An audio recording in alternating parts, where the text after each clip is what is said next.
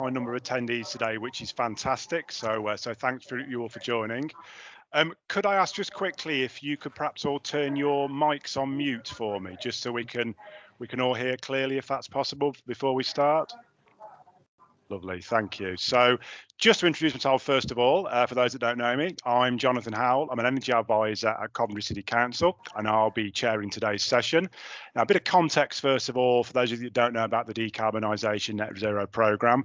It's designed to help businesses in the West Midlands and Warwickshire areas basically reduce their energy use and access grant funding for measures to improve that. So things like lighting, heating, so on and so forth. So we also like to provide alongside that, we feel it's our duty, to be honest with you, to provide information and discussions in areas that are sustainability related, energy efficiency related. So today's session will focus on something that we're all very much in favour of, and those of you that have met me would know that I talk about this a lot. So we're focusing today on solar PV. So today's session will cover how a solar PV array works, what the benefits are. We also have a really good case study from a local Coventry business who's partway through his very positive net zero journey. And then finally, I'll give a little overview of the grant funding available moving forward for you. So before we start, though, we can just do a bit of housekeeping as you'd expect. If you wouldn't mind, turn your videos off if that's possible, and most importantly, if you could all mute yourselves to avoid any of that background noise we sometimes hear. Now, in terms of the Q&A, we're going to do a quick question and answer session after each speaker. Use the chat function for that, as you would expect, and I'll pick that up when we come to it. Or if you like, if you're feeling brave, put your hand up and I'll open the floor up to yourselves.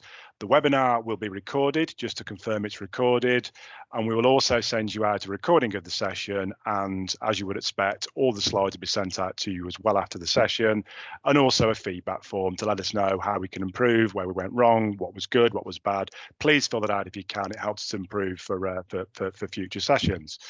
So just quickly go through the agenda, because time is keen today. Have the next slide, please, Maria. Okay, so as you can see, just starting now, first speaker starting very shortly, followed by a Q&A session, then our specialist case study from our Coventry Business Whitman Group. Following that, again, some Q&As, then I'll give that quick grant overview that I mentioned earlier on about how the grants work and so on, and we're aiming to get finished by 4:30. If you're okay with this, if we're having a really good time and we've got lots of engagement, we'll crack on. Richard's already mentioned that he's happy to talk till tea time, so we'll see how we go. We'll see how the engagement goes and how good you feel today's speakers are. So we'll watch this space basically. So without further ado, I would like to introduce our first speaker, industry expert Richard Fuell, to the session. Now, we know Richard well in our programme. He's spoken a fair few times before. So over to you, Richard. The floor is yours. Thanks very much. Thank you. So I'd just like to say, first of all, well done to everything that you guys are doing, because I believe that every council and every area of the British Empire should be doing exactly what you're doing. So you're doing fantastic results for everything that you're doing. So well done. Just a very brief example here on this first slide, just showing who Aniron are. So Aniron Renewables are an installation company founded back in 2012, still with the founding members, and they install solar PV systems for both commercial and utility scale solar installations. Experts in design, and that's one of the main things about the company itself, because we're experts in high level design, and we have a consultative approach. So this for you as business owners is really something which you're hopefully going to see in the next 20 minutes to actually show which aspects of solar that we are installing. So about me, myself, my name's Richard Fuell. I've been in the solar industry for 13 years, and I actually started out in the whole industry as an installer all that time ago. That's when I used to have hair, and I didn't have wrinkles back then either, so it's a long time ago. And it was great. It was brilliant. I was built, I was buff, it was wonderful, had muscles, and then since then I started working for a solar panel manufacturer. I've worked for a solar inverter manufacturer for the last 8 years, and like I mentioned, I've joined Aniron just a few months ago now in the commercial industry installation company. Okay, so there's my contact details just on there if you would like to see. Next slide, thanks. Just a few examples of what Aniron have been up to over the last year. So there's some large installations in the Midlands area. So we are based in Northamptonshire, but you can see there that there's a project there. Number one listed is Cummins, which make diesel engines, and they're based just outside Daventry, and this is a 2.2 megawatt system. You can see some examples of rooftops and ground arrays, and it's quite nice to actually see the ground arrays that are actually feeding the properties. There's a difference when you see, if you're down in Devon or Cornwall or along the south coast, you see fields and fields of solar panels, and what they're doing is they're directly feeding power into the grid. Just like a gas station, just like a coal-fired power station, they're feeding energy into the grid. In these examples, what these are doing is actually feeding the properties. So the roof space available isn't actually large enough to encompass how much energy that they're using, but then if they own land adjacent to that area, then we can then deploy solar panels on that area as well to feed directly into the property.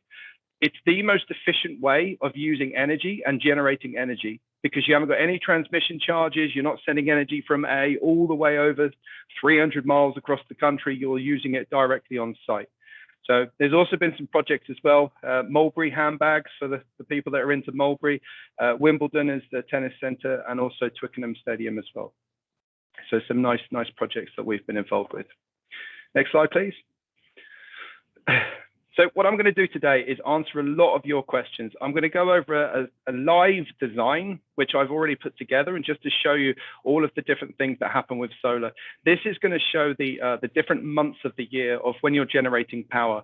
For those of you that have been noticing the weather recently, it's been very cloudy. Solar isn't actually that good. However, 50% of the energy in the UK has come from wind in the whole month of January. So the renewables are increasing all of the time. So it's a really, really nice thing to actually see the deployment of renewable energy. And solar is one of those things which is obviously becoming mainstream now.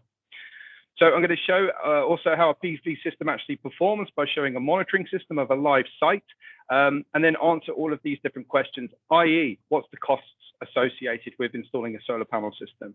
How much does it actually cost on that day one? And then what is the revenue that you're going to be receiving over that amount of time? So this is what's known as the payback period. So if you invest, say, £40,000 and you're receiving £10,000 back every year, your payback period is 4 years. How much energy can one expect from a generating system? Again, it depends on the time of year, the day, or the week, the weather. How much carbon can we save? A lot of people now are installing solar just to reduce their carbon. So I'll be showing you that as well. Next slide, please. A few more questions as well. How will a solar PV system impact energy bills? So obviously you're generating power. You're now not using power from the grid. So how much is that going to affect your energy bills? What warranties, guarantees of the solar PV system? What's the lifetime of the system? If you install it today, is it still going to be working in 10 years' time? Yes. Is it still going to be working 20 years? Yes. But what's the warranties that are still associated with those systems as well? And then how does the solar PV system integrate with the existing energy infrastructure? What do you need to do? Planning permission, all of these different things. I'll answer all these. Anyway, next slide, please. So very, very briefly, how does a solar system actually work in the first place? So solar photovoltaic, known as PV, it generates electricity. It doesn't do hot water, it's electricity. It's generating electricity. And what's known as a solar panel in our world is what's known as a solar module. So we use the word module, PV modules. And what they're doing is they're basically turning DC power into AC power via something called an inverter. So all of the solar panels on the roof, they come down to an inverter that then changes it into AC. That's what we're using in our properties, in our buildings, in our homes. And then what happens then is it then directly goes into the building. So the power that you're generating from the sun, the priority goes into the building. So now you're using the power of the sun in your building. If you're generating too much, it simply goes out to the grid. If you're not generating enough, or if it's nighttime, it comes from the grid. So everything's all automatic. There's nothing you need to turn on, nothing you need to switch off or anything like that. It's all there working all of the time automatically. Next slide, please. So number one question, how much does a solar panel produce? So these two graphs, I don't know how well you can see them, but on the left-hand side, this is a sunny day. This is a beautiful day, a really nice, clear sky, blue sky, sunshine the whole way, cloudless day. And we can see this thing called a bell curve. This is where it's actually a nice generation throughout the day. As we move round, we face the sun. You can see there at 12 o'clock, that's when we're generating the most. And then as the sun then peters off in the afternoon and then into the evening. And that's just peaking above 300 watts. That's what a solar panel can produce, okay? It depends on the solar panel, but in this particular one, it's actually producing just over 300. Now, the exact same solar panel on the exact same system facing the exact same way, the following day, when it's a cloudy day, you can see the difference in generation. It only gets up to 80. So solar panels work very well in direct sunlight. They do work well in, well, they do work in daylight, but like, for example, a day in January compared to a day in June, there's a much, much different pattern in there. So the daily generation versus the monthly generation. What's the annual generation? So what we can predict before the system's installed is what your annual generation is going to be like, which is built up of monthly. If someone says to you, I want to know what the daily generation is going to be, then you need to speak to a weatherman. What's the weather going to be like on June the 23rd, 2026? No idea. No one knows. So it's impossible to go down to a daily, but what we can do is work out the annual generation, which is based on a month. And that comes from historic data. It also depends on the location in the country. If you're further south, if you're down in Cornwall or Devon, you're going to generate more power than if you're in Scotland. Not just because we receive more sunny than the Scottish weather, but also down to the amount of the latitude of the Earth as well. So the further up the country, you're actually going to generate less. If you're going further south, it generates more. So it then also comes down to the orientation to the sun. If you're facing directly south, sun rises in the east, comes round the south, and then sets in the west. So from this, we're then looking at how much generation we're looking at if we are looking at an east-west system compared to just a directly south. Also, then the angle towards the sun. So if you've got it on a pitch of about 30 degrees, or if you've got it on a pitch of 15 degrees, again, it then generates difference throughout that year as well. In the summer, you may be generating more if you've got a lower pitch, but in the winter, you'll be generating less. So there's lots of different things in it, and this is where our consultative approach comes across to look at what the system is. So what I'm going to do is I'm actually just going to start by just showing you very, very briefly a solar system in action and just show you. So this is actually my house. I know this system very well, so which is why I'm showing you this. It's not a commercial property, and it's quite nice as well because we're still generating a bit of solar. So what we're looking at here is over here on the left-hand side, hopefully you can see my mouse, is we're generating at the moment 220 watts. The property is using 330 watts, so then it's topping up from the grid of that existing power. Now, as we scroll down, if we just scroll down here, I'm just going to go back to yesterday to give you a full idea of a full day. I'm just going to take off the solar production and the self-consumption. This is the power that we've used in the house in red.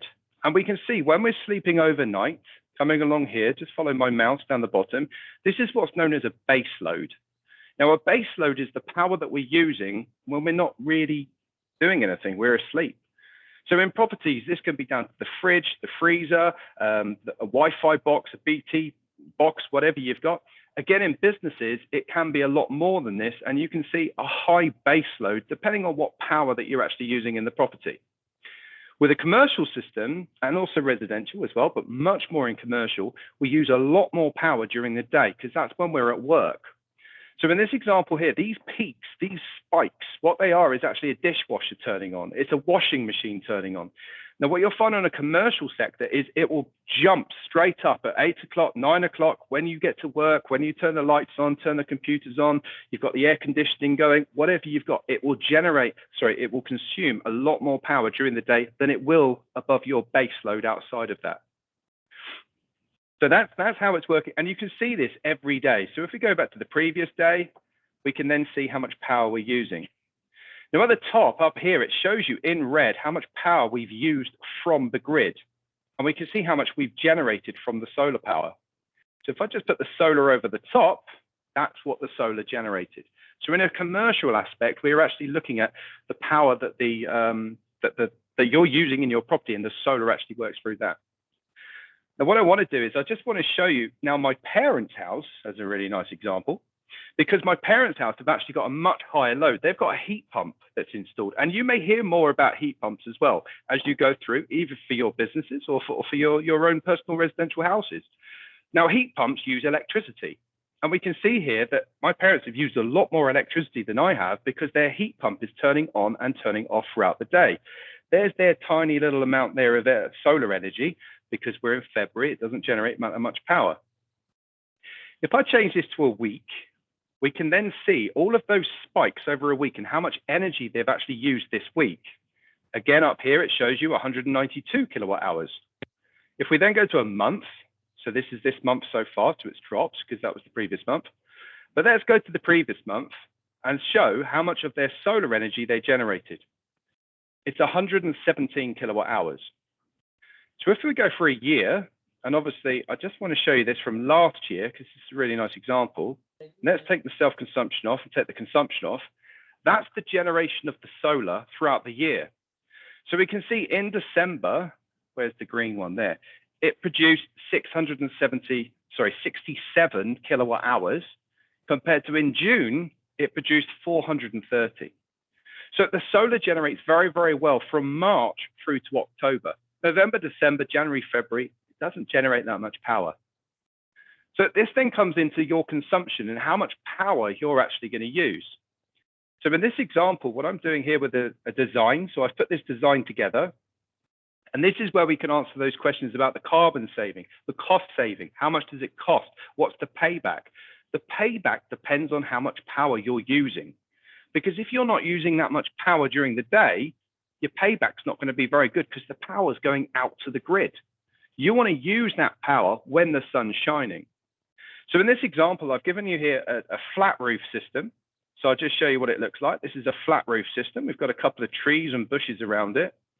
And what I've done here, I've angled the panels perfectly so they're actually going south. So this is the way the orientation is, okay? We've also got a little parapet wall around the outside. So some flat roofs have a parapet wall. And then if I just scroll down slightly, we can then see the effects of the shading that would happen around this parapet wall. Okay, so this is the shade over the whole year. Obviously, in the winter, it's actually going to be a higher shadow cast over, but in the summer, the sun's much higher in the sky. So this just gives you an indication. So we try and stay away from that as much as possible. When we then come down, let's come down just here. And we can actually, oh no, I've done it. I spoiled the surprise, sorry. So what we've got here is this is a southerly facing roof. And we've actually got up here 114 solar panels on this roof. Now, right next to it, what I've actually done is I've actually made the array so it's actually facing east-west as well. Exactly the same roof, same design, same location, but these panels are facing east-west rather than actually facing directly south. When we're doing an east-west design, if I just show you this bit here, we need to keep a space between the southerly facing because of the shadow that they will cast on the panel behind them. So with an east-west system, we can actually minimize that space that's there so we can get more solar panels on the roof. Because the shadow that will be cast, because the angle's slightly lower, it won't cause as much of a shadow, which means that we can put more solar panels on the roof. So we can see with the southerly facing, we've got 114 solar panels, but with the east-west system, we've got 136. So we're getting an extra 22 solar panels on the roof. So when we then scroll down and then we look at the design difference between these, so maybe these numbers won't mean anything to you, but we'll see what happens. So right here, this is the total system size. It's 62 kilowatt peak. The southerly facing is 52 kilowatt peak. Because we're getting more solar panels on the roof, we're now going to be generating more power. Or are we? So this is the southerly. It's going to generate 48 megawatt hours. And the east-west, because we have got more, we are going to generate 53. This is the consumption of the property. So I've just guessed that 50 megawatt hours is generally what someone's using in a commercial property of this size. And on this works out to being around 137 kilowatt hours per day. So it's roughly 17 per hour. Okay. So on this here, they're using 50 megawatt hours, and all of this power in red is still going to come from the grid. In the winter, when it's nighttime, when the power, this is again the base load and all those things. The blue there is the power that's coming from the sun. So over here, we've then got the exported power. This is the power that we're not going to be using in the property, because in June, we're generating so much power, we can't even use it all. But again, what you need to be thinking of, not again, I haven't said it yet, you need to think about the future. Are you going to be adding electric chargers to your properties? Are you going to have a fleet of EV chargers outside where you've then got people, guests, customers, staff arriving in their electric car in 5, 10, 15 years? If you're using all of the power that you're generating, well, now you've just increased your load again. So you want to kind of have this basis of installing as much as you can now to prepare yourself for the future. So when we then talk about the payback, as I've mentioned about the payback, so as we can see here on the right-hand side, we've got a payback here of 5.1 years. When we compare that to the southerly facing, the payback is 4.8 years. So you would then think, right, it's brilliant. Let's go with the southerly facing. I'm going to get my money back within 4.8 years. So as an example, I've put a price on there of around £40,000. It's just an estimated price of what we believe this system would cost. So it could be more, it could be less. It's just an indication. And this £40,000 installation is going to get the money back in 4.8 years. Okay, so that's how much money you're going to save in that time. Now, what's quite interesting here is the system profit, which is worked out over a 20-year payment, a 20-year investment, because that's what I've set the model at, because the solar panels are going to work for 20 years. So from this here, we've got a profit here of 132,000. If I go back to that east-west system, oh, didn't click it, did click it. The system profit there is 139,000. So it's actually, the payback is better on the 4.8 years. It's worse on the 5.1 years, but over that length of time, it's actually more cost effective to go for that east-west system. So this is when the question comes up, why are you installing solar panels? Are you doing it to get your money back as long as possible? Are you as soon as possible? Or are you doing it because it's an investment for your building? It's an investment for your business that you want to be as risk averse as possible and make as much savings or as much money out of this over that length of time. Now, finally, just before I hand back over, I don't know how long I've got. Oh, I've got loads of time. This one here, this is a different system. And again, this one is really, really nice. This system here, this is in Warwick. This is an example of one in Warwick. And you can see here, I've got my solar panels all on this roof just here. And again, what I've done with this one is I've actually put the panels on the east and the west facing roof as well. Why? Because my consumption's much higher. So in this example, what I've done, I'll come back to that in a sec. What I've done here is I've said that we're using 200 megawatt hours. So we're using a lot more power, which is around 274 kilowatt hours per day, around 34 per hour. Okay. So it depends what your consumption is. If you're not using a lot of power, you want to go for a smaller system. If you're using a lot of power, then you want to get as much power as you possibly can. So in this system as well, let's just go back and let's just show you what the situation is here. So the colors on this system here actually are showing you the effects of the sun. So this aspect here, this facet of the roof is a northerly facing. It doesn't generate as much as it does on this southerly facing. It doesn't mean you can't install solar panels on it. It just means it's not going to generate as much power. Again, we can model it and see what the system looks like. You can have all four roofs. But as we can see here, we've then got these trees. So I've modeled the trees in there as well. And what happens is the trees will cast shadows. So in a nice color form, if I just zoom in, you can actually see up here, this is a nice bright yellow, but down here, it's actually more of an orange. And over here, it's a darker orange. So this area down here isn't going to generate as much power as the ones up here, okay? So in this example over here, we can see it from a bird's eye view. And then if we then just split over just to the southerly facing, we can see we're just on that better generating surface. So once again, let's come down and let's see. So the payback on this system with the pricing that we've put in there is 4 years. And if we flip over to the east, west and south, it's actually 4.9 years. But again, if we are understanding why we're installing solar panels, what are we installing solar panels for? Are we just doing it to get our money back as quickly? If we're doing it to get our money back as quickly, then we would then be going for that only facing that way. because we're going to make a system profit there of £422,000 over that 20-year period. If we go for all aspects of the roof, we've just increased our profit by £70,000. So it depends what you want to do, okay? When we then come down to the CO2 emissions, again, because we're installing so many more panels, so up here we've got 182 kilowatt system, over here it's 110 kilowatt system. We're looking here that the CO2 savings are 20 tonne per year, but over here we're actually looking at 30 tonnes. So everyone has their different examples, their horses for courses, you should say, of what they want to achieve. But this whole system, and what we do as our consultative approach, is provide you, the end user, the business owner, of what's right for you, because everyone's going to be different with what they're generating, what they're using, and what their aspirations are to actually reduce their energy costs. Finally, this graph just here shows you that if you invest in this example, £160,000, that's your deficit just there. And then year by year, the savings that you come to your break-even point just there. And then for the rest of it is then all pure profit for you and your business. Jonathan. Lovely. Is that the end of your presentation?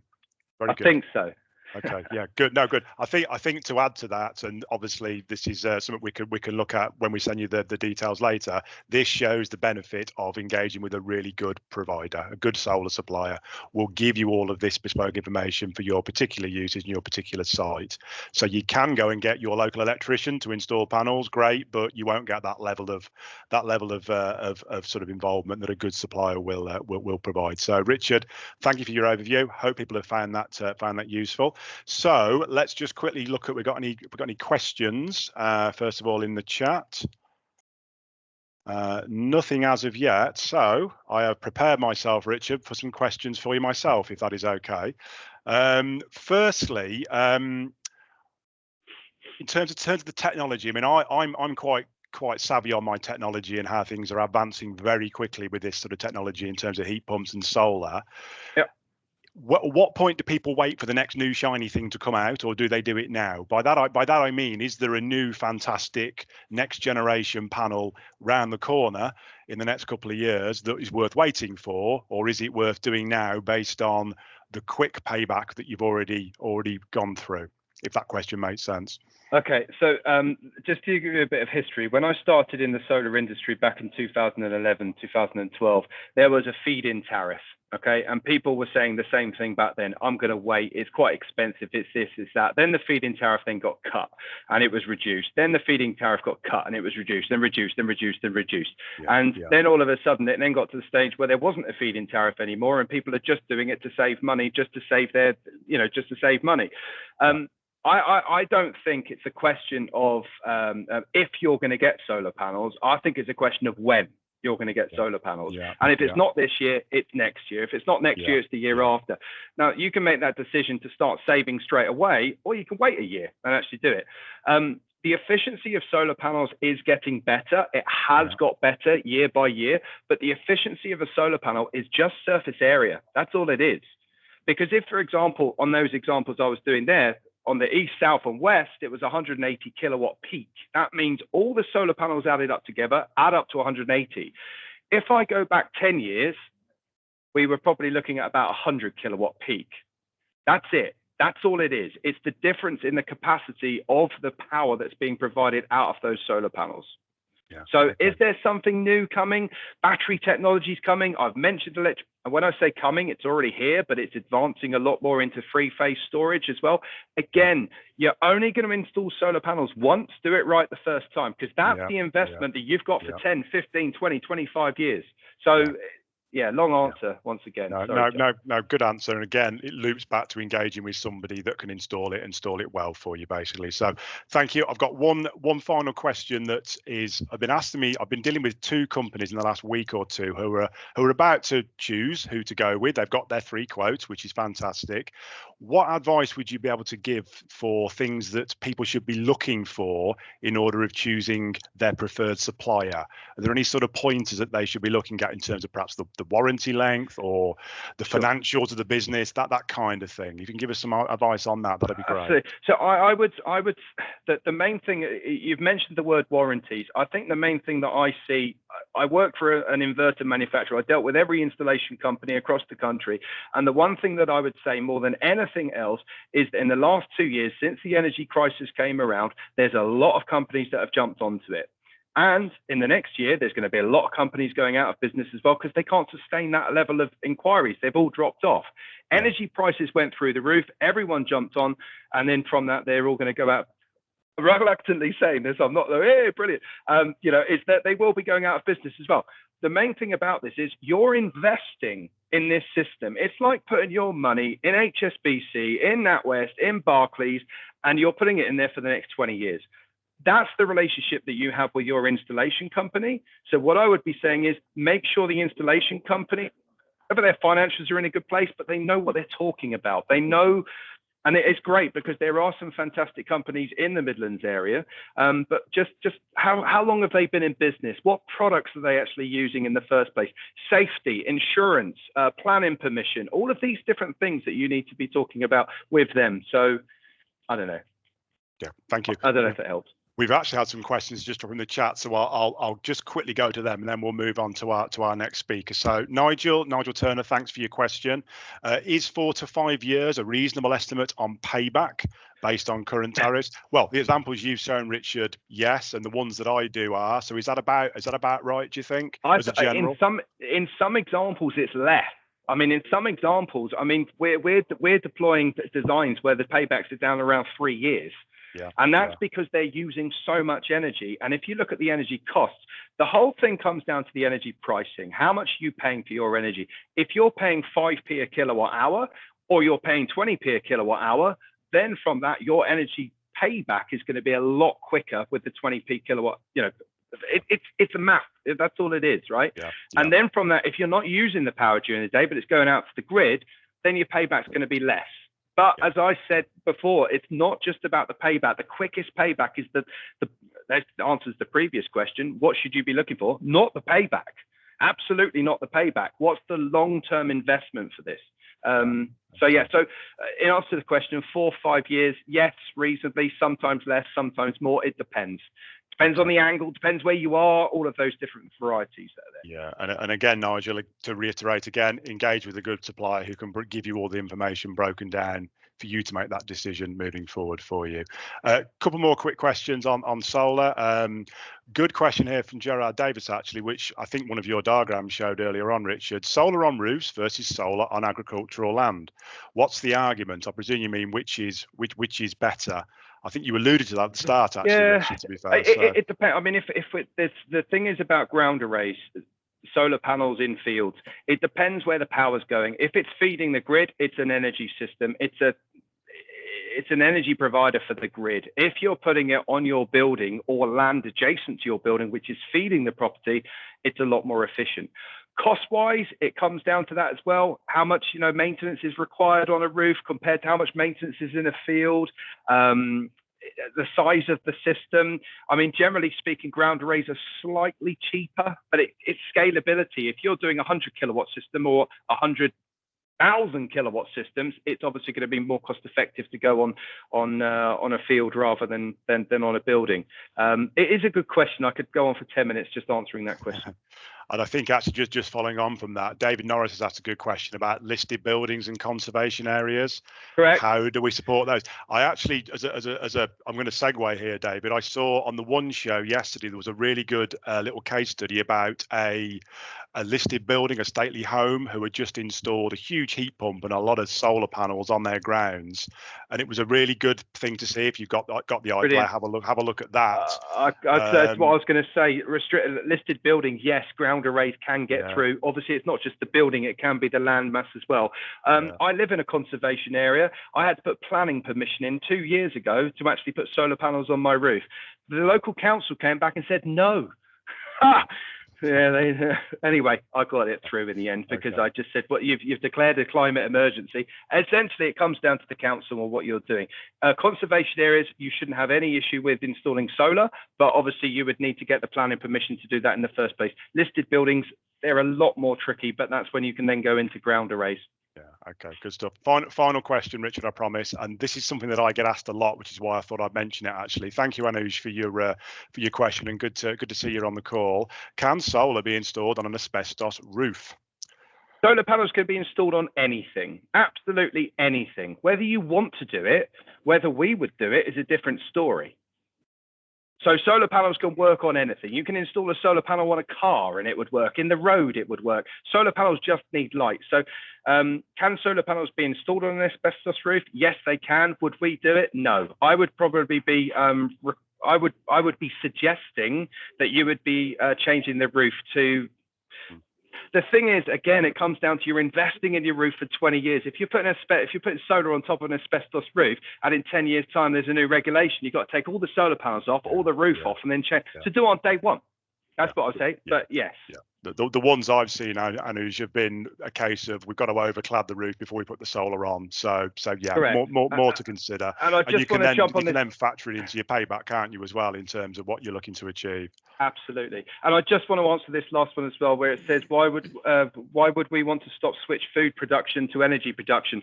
It's quite an interesting topic, this one as well. There's more agricultural land to grow food, which isn't food, that goes in to get burnt to produce energy. So when you're driving around, you've got all this corn growing everywhere. It gets chopped down and goes into anaerobic and biomass boilers. Yeah. So they're already doing it anyway.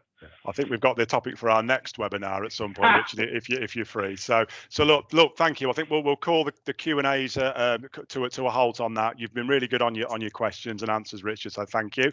So I'd like to just quickly move on then to our next speaker. I'd like to welcome to the session Chris Barrett from Whitman Coventry. Now, our programme, for a bit of context, has supported Chris over the last few years, and personally, I think his case study that he'll go through now is a good example of how to do things and do it well. So hope that was a good introduction for you, Chris, and over to you. Wonderful. Thank you, Jonathan. And thanks for all the help that you've given us in the team. Pleasure. No problem. So I'm Chris Barrett, and the company is Whitman Coventry. We're almost 100 years old. Next year we'll be celebrating our 100th birthday, which we're looking forward to. If you can move along, please, Maria. So founded in 1925, we're a machine tool builder. Have built thousands of machines across the period, across the time, and our business here predominantly now is buying back the old machines or taking back the old machines and rebuilding them and recycling them, up-speccing them. We probably get through a couple of 100 tons of reused castings a year, which puts us in a good mold when sort of recycling and upcycling things.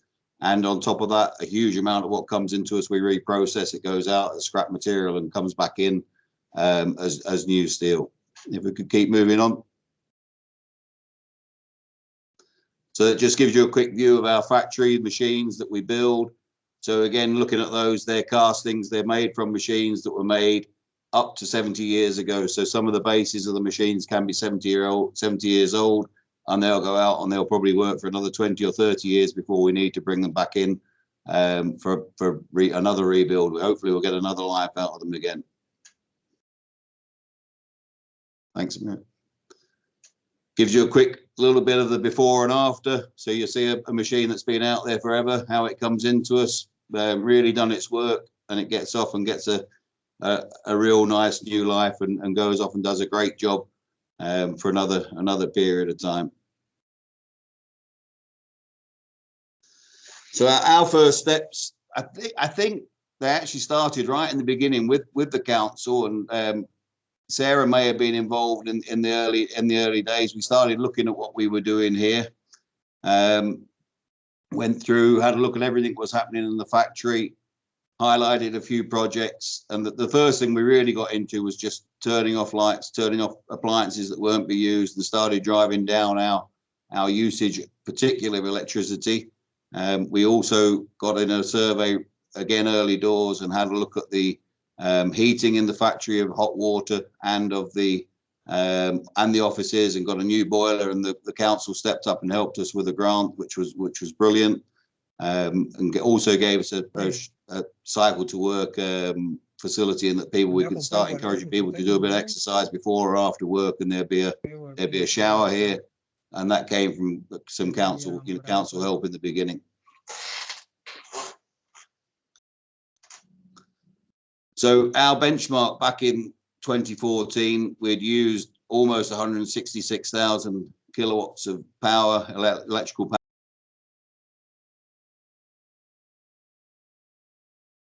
You've gone on mute, Chris, I think. Can't hear you. I don't know how it's happened. Sorry. It's all right. Yeah, that's it. You're back. I hope that wasn't that bad that you muted me. I wouldn't do that.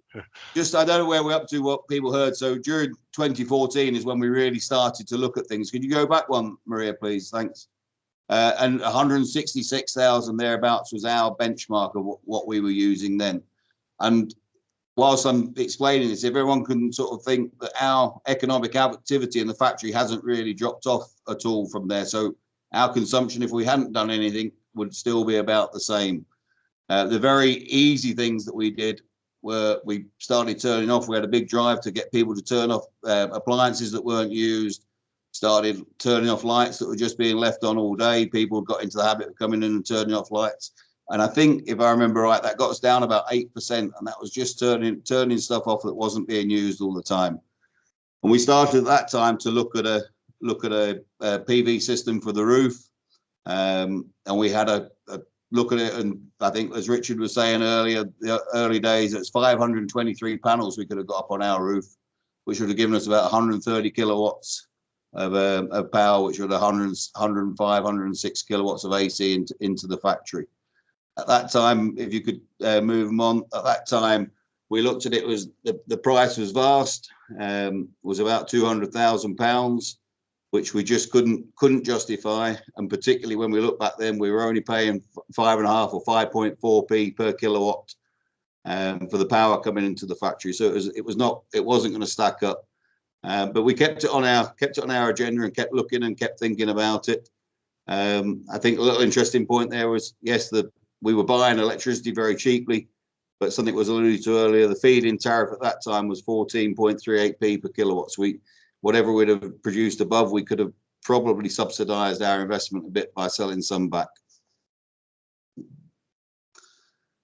So Jonathan came and gave us a bit of help as well. So it was back in 2021.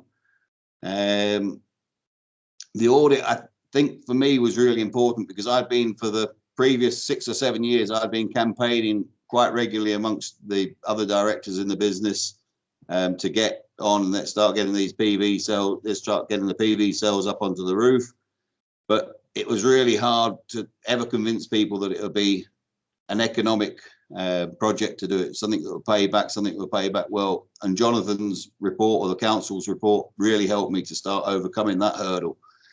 So it became, and particularly when we found we could get some grant funding, it became a bit of a no-brainer, made it really possible for us. And added to that, HSBC came along and gave us a green loan, which was a lower rate of interest on borrowing the balance. So the total cost was about £80,000 all in all. The cost of the PV system was 75. We put together rough terms 50, and got a grant for 24 or 25 almost as well from the council. So the cost of the company was 55, and on top of that, HSBC gave us a lower interest loan on the money, which was great. There's a picture of our array, which Richard was showing earlier. We've got ours on our southerly and our easterly, what do you call, faces. And we got I think it's 308 panels that are up on our roof.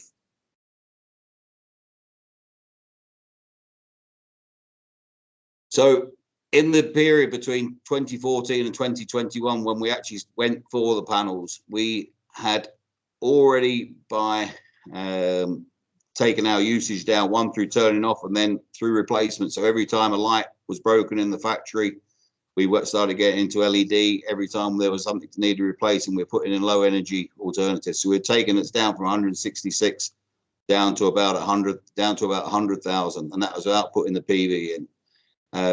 We're lucky that we've had a full year now in the factory, and we're down to 32,000 kilowatts is what we've had to buy in from the grid. So, you know, we've really taken it down. I think it's an 80% reduction in what we're buying now. And the paybacks are coming through thick and fast on that. I think there's lots and lots of other positives that have come from it. Going back to the savings, I've actually got the money savings. Sorry, just go back where on the money savings there. So 2023, the savings on us saving 70,000 kilowatts of electric purchase in there at 27p a kilowatt is what we're paying is almost 19,000. And if we had combined the savings of everything that we've done, you know, it's 36,000. So it really makes sense and has left us money to do in the business to invest in other things.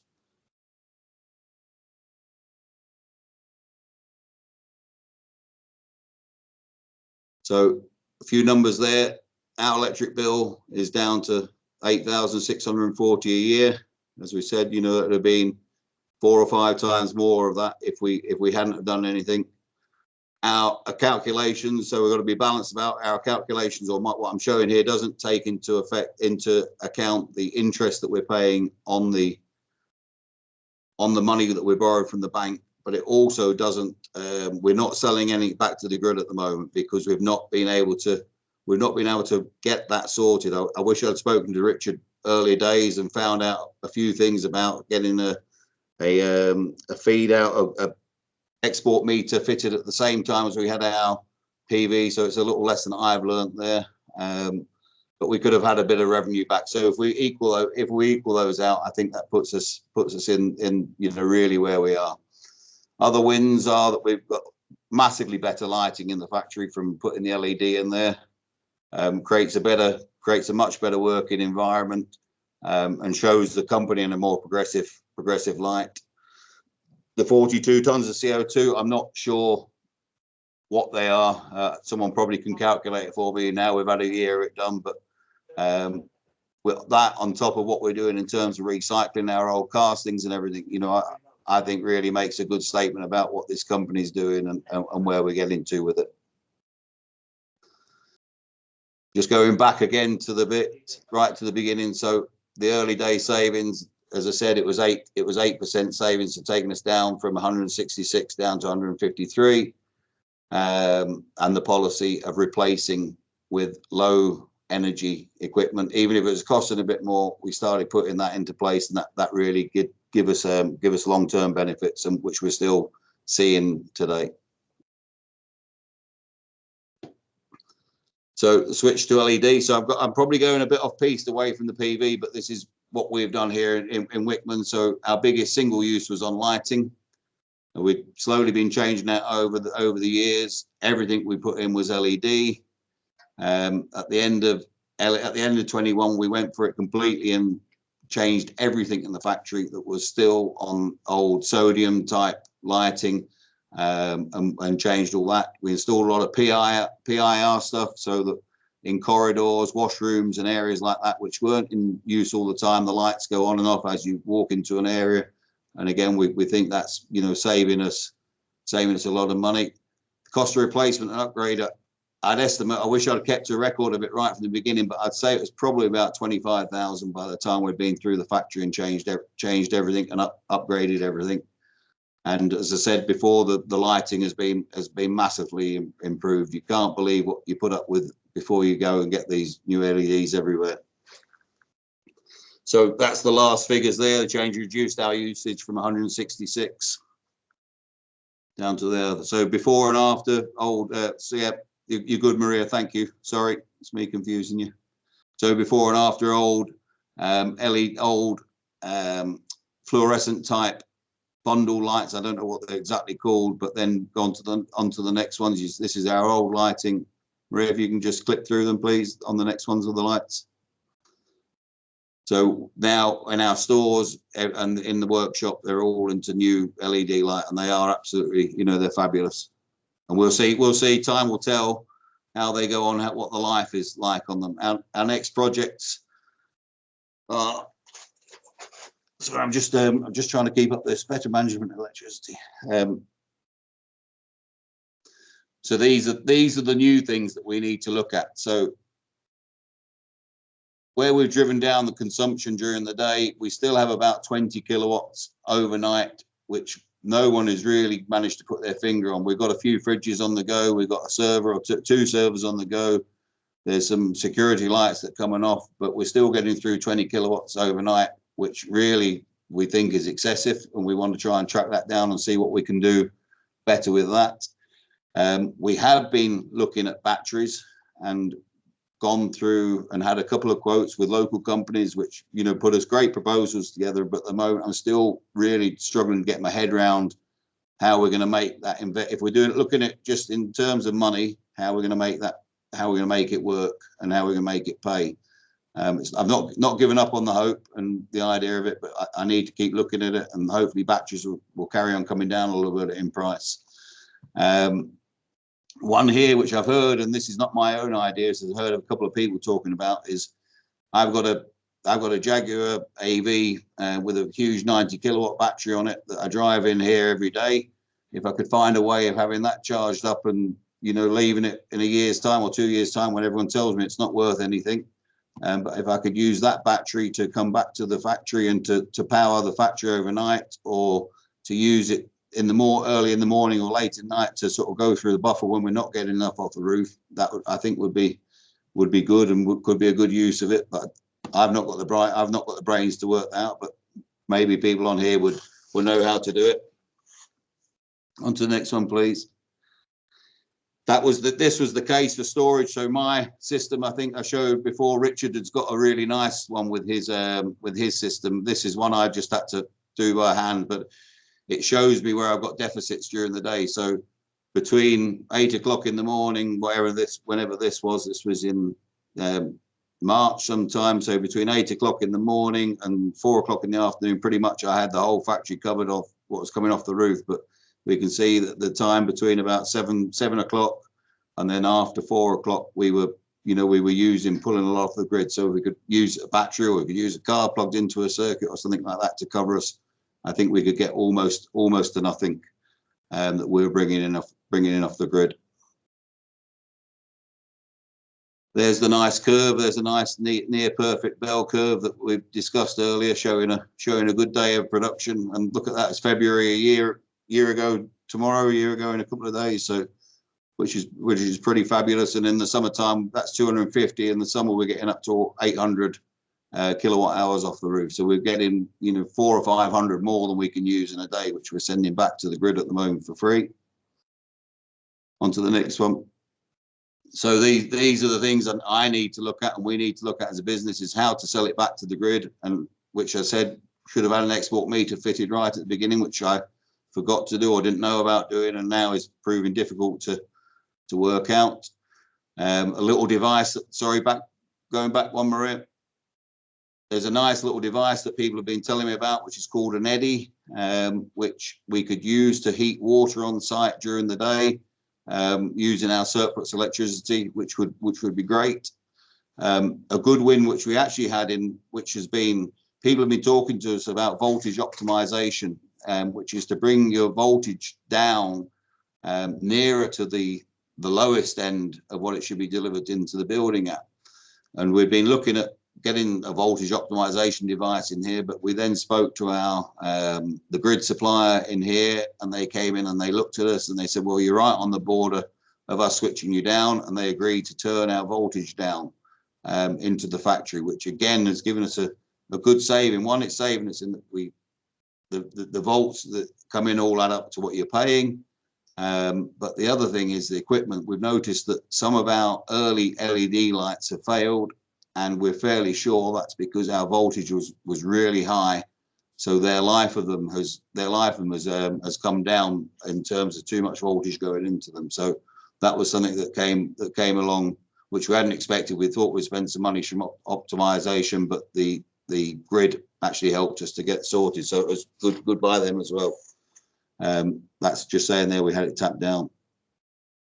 EV charging as well. We've got one charge at the moment. We want to get more, but it's a very old charge we've got in here. We need to get some smart chargers in here that will actually take the surplus power off the roof and put it into the cars at the time when the sun's shining.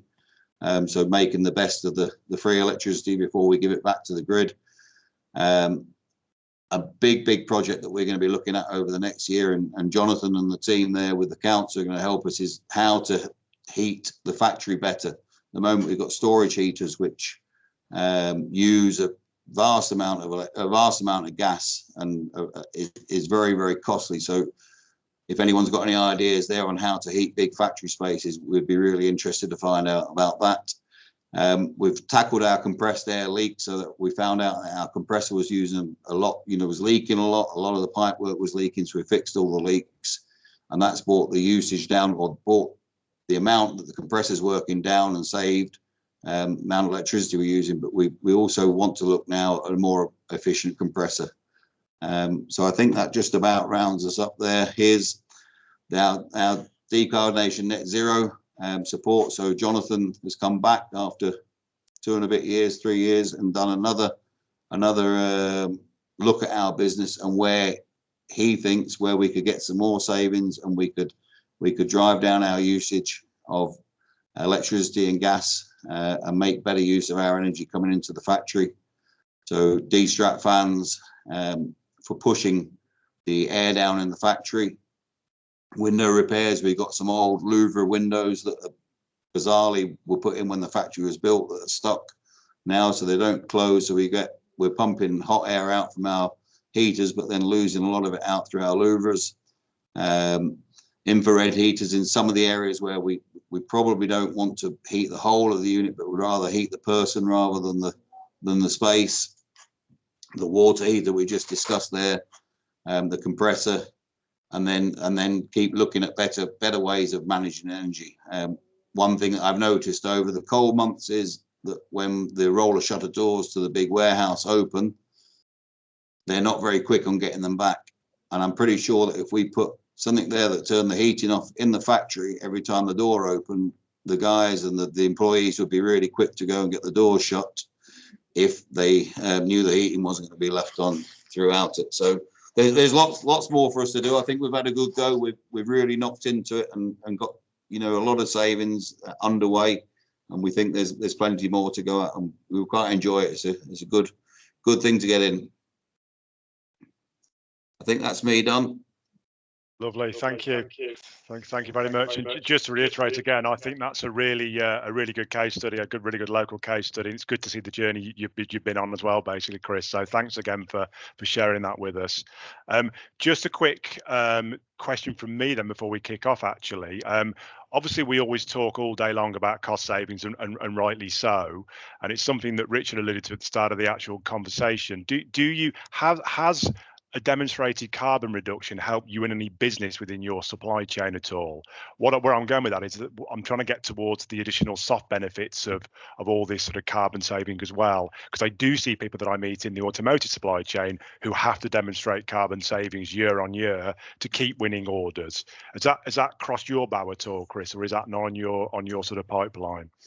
As yet, no, it hasn't. But we get lots and lots of sort of supplier questionnaires, so people that we're supplying to, and I've noticed that over the last couple of years, it's on every single one of the surveys that I have to complete as a business into ours, that people are asking us where we're up to on this, on energy consumption, on our environmental policies and things like that. So whilst I'd say no, we're never penalised for not having it, it's certainly, I think people higher up the chain than us who are being monitored a lot more closely are doing it. And I think I'm right now. I think we have to put something in our accounts now, or bigger groups are now having to put stuff into their accounts, which goes out into the public domain. Okay, good stuff. Good answer. Thank you. Just dipping into the chat, Chris, while we're here. Craig has kindly offered to give you a free survey for your compressed air inquiry, your compressor inquiry. So please engage. Is that Craig from Aircraft? That's right. Yeah. So yeah, engage. I think you're both very local to each other, to be fair. Well, so that Craig supplied us to the compressor in the beginning. That's worked well. Richard has actually put a question into the chat. If you could turn back time, would you choose not to invest in solar panels? No, 100%. I would not. I would have invested in solar panels, yeah, and probably would have done it. Should have done it earlier. As I said, I think the weight that you guys lent us by getting a report together and everything helped anyone that was not completely convinced or committed to it. I think that really helped turn that, and I wish I'd done it earlier. I was generally very happy with the people that we used on a lot of the things. I wish there were a few questions that I'd have thought to ask, or they'd have prompted me to ask them, things like feedback tariff, or the sellback tariffs, things like getting an export meter, and probably our inverters seem very good, but looking at again what Richard just showed me with his Solar Edge, where you're showing all the consumption, what you're generating and everything at the same time. I think there's more sophisticated things on the market than we went for. But you live and learn. Good answer, thank you. George Browning has just asked a good question actually for both of you. I might need to bring you one back into this one, Richard, if that's okay. I'll read it. I have solar PV, battery storage and EVs, but be interested in adding small scale wind that could probably be switched off in the summer months, plus the ability to integrate V2X. In this case, but the technology doesn't seem to be available at the moment or at present, though the Americans seem to be stealing a march there. Any ideas? Now, we have had a wind power question before, Richard, on our last session some months ago. Do you want to? Can you answer that one at all, or is that one to come back to? Wind. It depends. The thing is with wind, you need a complete seamless flow. I've looked into wind going on my own residential property, and the higher you go, the better. But you want to be away from turbulent areas as well. So you want a good flow. And this is why they've invested a lot into offshore wind, because there's a continuous flow without any turbulence. Not only that, but the government have actually said you can't install wind turbines on the land, but there we are. But if you are looking at a commercial thing for wind, it comes back to that thing that you were saying before about the payback of it with batteries.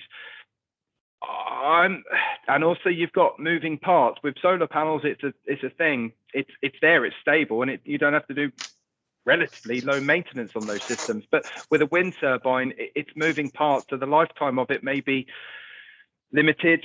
I don't know. I don't know about small scale wind, but I do know that you need to be in a turbulent-free area, and it needs to be a good flow of going through. Okay, good answer. So I hope that's given you some guidance on that, George, and thanks again for your question. Just wrapping up then on Chris's presentation. Thanks again for sharing that with us, Chris.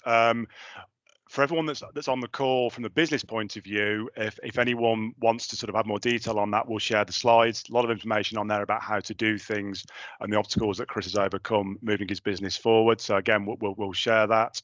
And I think we'll just move on now to my little bit about the actual grants, and then we'll have a final little Q&A towards the end if anyone's got any more questions to wrap up. So just quickly to go to our program, because obviously all we've talked about at the moment is as I say, cost and carbon saving. That's what our program's designed to guide you on. So one of the slides that Chris showed on his last presentation was what we do. We'll identify areas where you can save money. We'll show you the possible capital input and the possible ongoing savings for things we identify, be it air compressor, solar, so on and so forth. So that's the service that we provide in terms of the guidance bit. Again, it's free. And then we do have grant funding available for helping to get those projects underway. Now, it's very, very interesting, or very, very important to state in terms of the grant funding that we've got from the UK government, which is just kicked in. It does vary by region. So if you're a business in the West Midlands Combined Authority area, Coventry have secured a small grant funding pot that can be used for solar. Unfortunately, the pot that we're controlling for Warwickshire doesn't have that mechanism built in. So the Warwickshire funding pot, I'm afraid, if you're on the call from Warwickshire, it won't be able to be used to put towards solar. Having said that, we're happy to engage with you anyway, because we're very pro solar. We're happy to guide you where we can, even though you can't get a grant. The phrase I use is grant or no grant, it's worth looking at. So if we can help with that, we will do. So I think, to summarize that, get in touch. We'll have a further conversation with you as part of our triage process, and we'll guide you more accurately once we know about your exact location and exact requirements as to what money's available. So get in touch, basically. Next slide, please, Maria. Okay, I think we'll just move to the next one. That sort of, I've already summarized that one, Maria. So just move to the next slide, if that's okay. So if you are interested, and hopefully some of the people on the call are, just to talk you through how to register with us. So first of all, you'll need to fill out a registration form, which we'll share on one of the later slides. Then we carry out that triage I've just mentioned, where we'll give you a call and talk you through the program and what you're looking for, check your eligibility and so on. Then we come to the actual site visit. If we can just move on, please, Maria. Yeah, so the site visit is the energy assessment that I've done for Chris, as you saw on the previous slides. That is free, examines your energy usage. We go through all your bills, and then we'll start to recommend things to get that energy usage down on site and provide you tangible figures to show you how much you can save.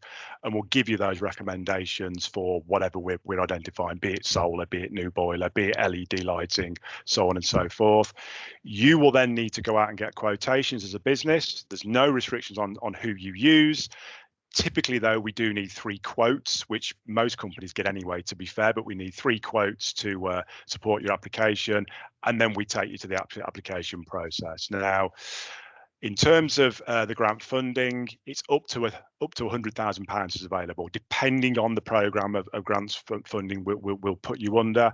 We can talk you through that when we speak to you and part of that initial triage, but it's up to £100,000 based on a 50% intervention. So you put in half and we put in half, basically. So it's very much worth it. And the programme we're running at the moment is running till March 2025. So you've still got time.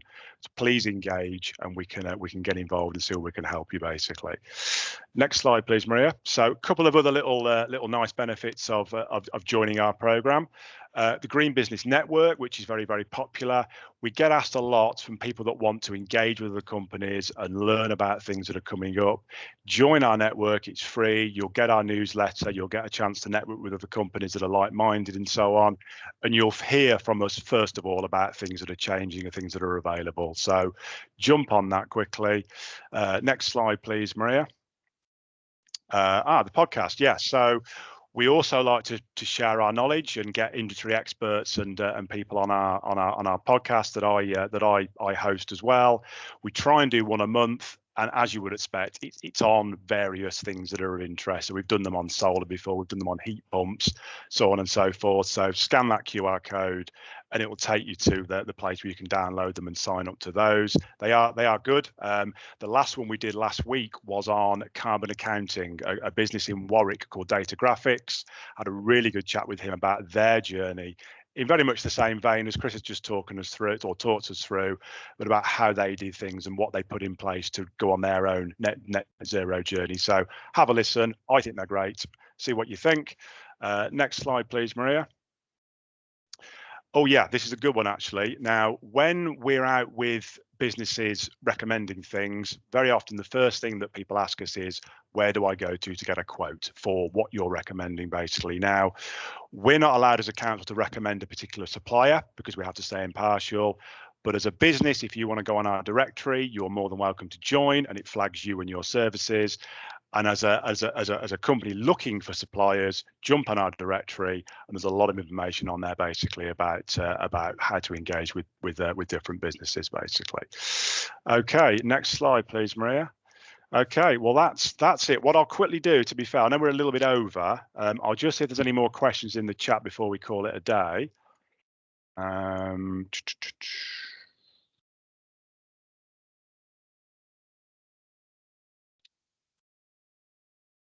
Okay, some nice comments. Thank you for your comments there, Colin. Yeah, there's the Claire's kindly put the details in about the podcast in the chat, which is great. Yes, and then just finally to wrap up, we have an event this coming Thursday, day after tomorrow, at the Village Hotel. Very similar to this. We've got some really good case studies from 2 local businesses, and we're also there to talk face to face about the grant funding. So if you are interested, join via the link. We'd love to see you. We're giving away free breakfast and free coffee as well, if that tickles your fancy. So so please join, and we look forward to seeing you there if you can make it. Yeah, and that's it. Well, I'll start to wrap up then. So first of all, thank you to our speakers for giving up their time today and for going through their experiences so far. If it is of interest to join the program, you've got the links to our registration forms and so on.